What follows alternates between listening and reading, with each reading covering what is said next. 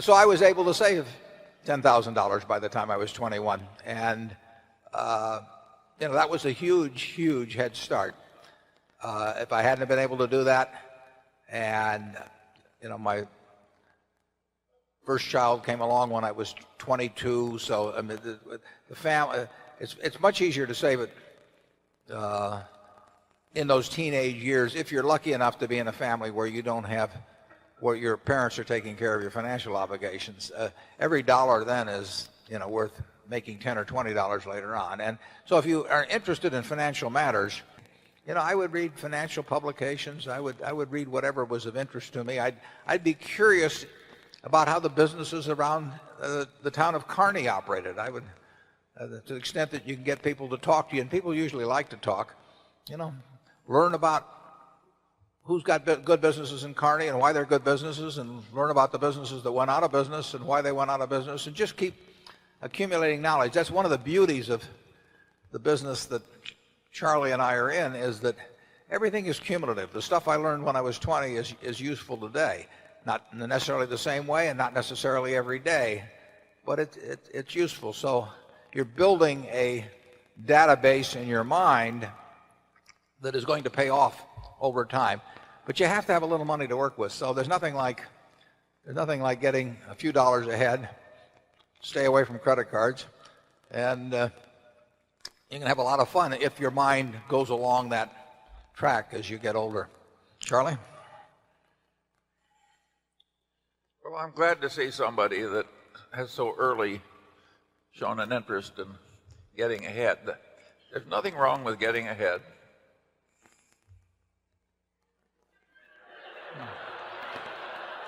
And frankly, when you get the chance to talk to somebody like Lorimer Davidson, as I did when I was 20 years old, I probably learned more from Lorimer Davidson in those 4 or 5 hours than I learned in college, with the exception of learning some accounting or one or two subjects like that. So you just want to soak it up. If you have those qualities you talked about, you'll see the areas as you go along. I mean, Charlie and I probably, we've made money in a lot of different ways, some of which we didn't anticipate, when we were 30 or 40 years ago. But we did have the ability to recognize some. We didn't have the ability to recognize others. But we did know when we knew what we were doing and when we didn't. And we just kept looking. We had a curiosity about things. You would know at a time like the long-term capital management crisis, for example, that there were going to be ways to make money. I mean, they were going to be out there, and all you had to do was just read and think 8 or 10 hours a day, and you were going to cover a lot of possibilities, probably a very high percentage of them good and some of them sensational.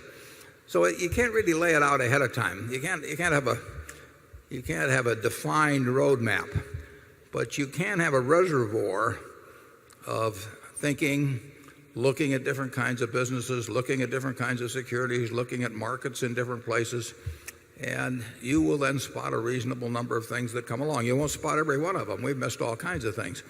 But the biggest thing, too, is to have something in the way you're programmed so that you don't ever do anything where you can lose a lot. I mean, our best ideas have not been better than other people's best ideas, but we've never had a lot of things that pulled us way back. So we never went 2 steps forward and 1 step back. We probably went 2 steps forward and a fraction of a step back. But avoiding the catastrophes is a very important thing, and it will be important in the future. I mean, you will have your chance to participate in catastrophes. Charlie?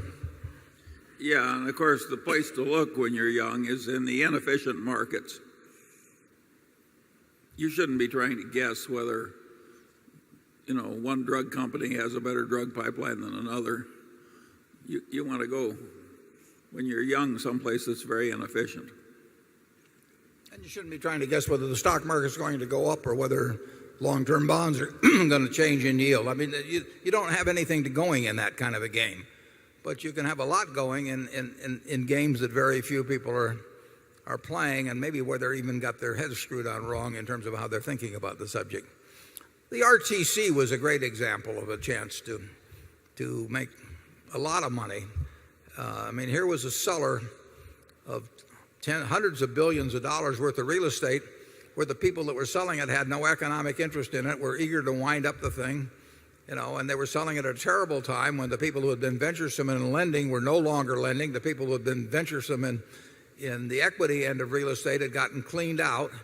So you had a great background of environment, and then you had an imbalance of intensity in terms of analyzing situations between the seller, which was the government, with a bunch of people who had no economic interest in it and were probably eager to wind up the job, and buyers on the other side who were of the generally cautious type, because the more venturesome type had taken themselves out of action. And there were huge amounts of property. So you get these opportunities, and you'll get more. I mean, there won't be any scarcity of opportunities in your life, although there will be days when you feel that way. I mean, what you really want a course on investing to be is how to value a business. That's what the game is about. I mean, if you don't know how to value a business, you don't know how to value a stock. And if you look at what is being taught, I think you see very little of how to value a business. And the rest of it is playing around maybe with numbers or, Greek symbols or something of the sort. But it doesn't do you any good. I mean, in the end, you have to decide, whether you're going to value a business at $400 million or $600 million or $800 million, and then you compare that with the price. And that's what investing is. And I don't know any other kind of investing, basically to do. And that just isn't taught. And the reason it isn't taught is because there aren't teachers around, who know how to teach it. I mean, they don't know themselves. And since they don't know themselves, they teach something that says nobody knows anything, which is the efficient market theory. And if I didn't know how to do it, and if I ever teach physics, I'm going to come up with a theory that nobody knows anything, because it's the only way I can get through the day. But it's fascinating to me how the really great universities operate in this respect. If you get a sacred writ, I mean, you get in the finance department because you sign on, to whatever the present group thinks. And if they think the world is flat, you better think the world is flat too. And your students better answer that the world's flat when they get on exams. I would say finance teaching in this country is in general is kind of pathetic. Well, I think the business schools do a pretty good job when it comes to accounting, or personnel management, or there are a whole lot of subjects I think they do quite well with, but they miss one enormous opportunity. If you learn to think intelligently about how to invest successfully in businesses, you'll become a much better business manager than you will if you aren't good at understanding what's required for successful investment.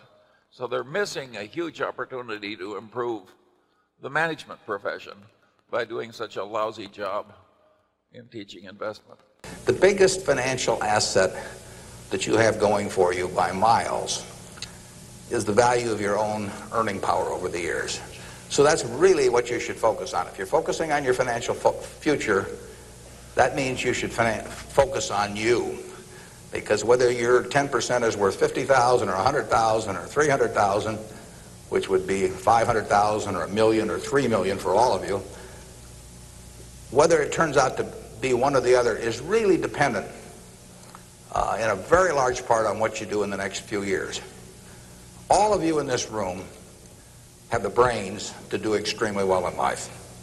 You've all got the energy to do extremely well in life. And then the question is, how do you apply it?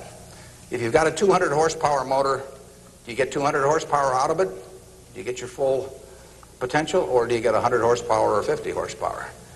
Now, there's two things that can hold you back in getting the full horsepower out of your engine, whatever it may be. All of you have big enough engines. And one of those is a lack of education, but that probably isn't going to happen to very many people in this room. If you did have a lack of education, if you didn't have a chance to get a decent education in life, it wouldn't make any difference what that potential was, because you'd never unlock it.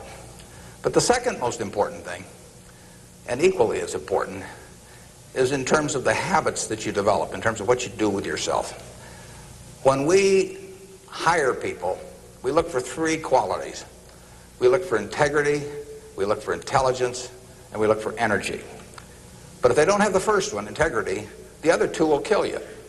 Because if you're hiring somebody without integrity, you really want them to be dumb and lazy, don't you? I mean, last thing in the world you want for them is to be smart and energetic. So smart and energetic only goes with integrity. But the nice thing about you make your own decision on that. You can't change your IQ or how far you can throw a football or how high you can jump or the color of your hair very easily. But you can elect to have integrity that matches anybody else's. And if you match that with intelligence, which you have, and energy, which you have, you will get an extraordinary result, and you'd be very foolish to sell me 10% of yourself for $50,000. On the other hand, if you don't match it with that, your potential will, in a significant part, go unused. And I'll give you a little simple test to apply in terms of thinking about the kind of habits you want to develop. Because you can have any habits you want to be. You can be lazy, you can be prompt, you can be late, you can be honest, you can cut corners. I mean, you have all these choices. And those are choices for you to make. Nobody else is going to make them for you. And I would suggest that you play this little game with me, too. Think about the person you would most like to be in life. So maybe it's one of your contemporaries, maybe it's somebody a little older, but pick out the person you admire the most, the person that you'd change places with if you could. And then write down why you admire them. Just put it on a piece of paper. And then figure out the person that you would least like to change places with you. Who really turns you off? Who do you find repulsive? And list the reasons why that person turns you off so much. And put those down on the other side of the paper. And then look at that list. And you'll find that everything on the left-hand side, what you admire in other people, the qualities they bring to life, cheerfulness, generosity, all kinds of things, you'll find those are things you can do yourself. It's very simple. You got to apply yourself, but the habits you form in doing that early on will carry you through life. And on the other hand, you'll find that the things that make people repulsive, selfishness, obnoxiousness, all these things, egotism, are things that no one has to have. If you find those in yourself, you can get rid of them as long as you get rid of them early. So all I suggest is that you write down a list of what you admire, what you find contemptible, and decide that the ones on the admired side are ones you're going to acquire for yourself. And if you do that when you're young, it'll carry you through the rest of your life. This doesn't work if you do it when you're 50 or 60. By then, the habits are too well formed.